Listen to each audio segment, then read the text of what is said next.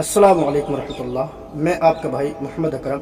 मेरे प्यारे इस्लामी भाइयों, मैं आपको कुछ ऐसी अहम चीज़ बताने आया हूँ जिसकी वजह से अगर हमने वो चीज़ें अदा नहीं की और हम यूँ नहाते रहे, सात समंदर में भी हम नहा लेना तो हमारा गुस्ल नहीं होगा।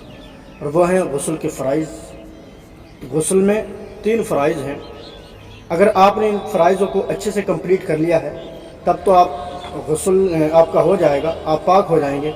अगर इन फ़राइज़ों में से एक भी फ़राइज़ अगर रह जाता है तो फिर आपका गुस्ल नहीं माना जाएगा और यूँ आपका वज़ू भी नहीं होगा। फिर वज़ू नहीं है तो फिर इबादत, आपकी नमाज़ें, ये सब की सब बेकार हो जाएंगी।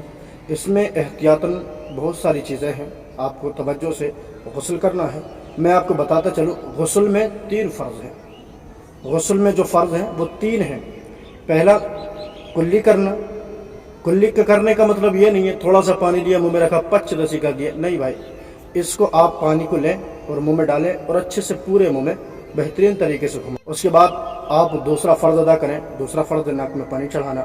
आप पानी लें और यूँ नाक के अंदर ऊपर तक चढ़ाएं। ये जो नरम हड्डी है, इस नरम हड्डी तक आप पानी चढ़ाएं।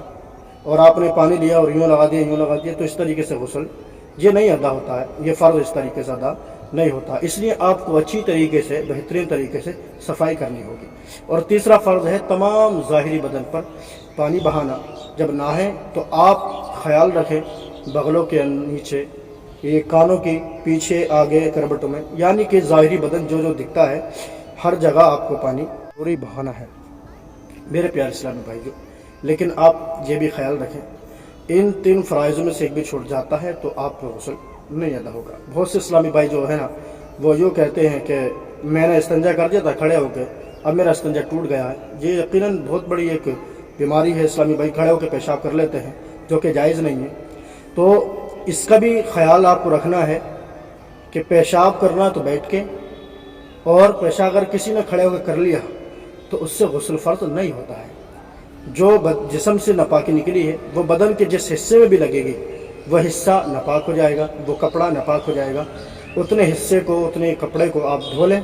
फिर उसके बाद पाक करने के बाद में आप वज़ू करके नमाज़ अदा कर सकते हैं। आपकी नमाज़ अच्छे से अदा हो जाएगी। और गुस्ल का सुन्नत तरीक़ा जो है वो ये है कि पहले आप जो है ना इस्तंजा करें। इस्तंजा की जगह को आप धोएं, जहाँ नजासत बदन पे लगी हो तो उसको साफ़ करें। उसके बाद वज़ू सा बना लें, पूरा कंप्लीट वज़ू कर लें। उसके बाद फिर आप जो है ना नहाएं और सुन्नत तरीका कांधे पर डालें, फिर उल्टे काने पर, फिर सर पर पानी डालें। इस तरीके से आपका ये गुस्ल अदा हो जाएगा। मुझे उम्मीद है कि आपके समझ में इंशाअल्लाह ज़रूर आ गई होगी। अल्लाह रब्बुल इज़्ज़त हम सबको अच्छी तरीके से शरीयत पर अमल करने की तौफीक अता फरमाए। प्यारे इस्लामी भाइयों, हमारे चैनल से जुड़े रहिए।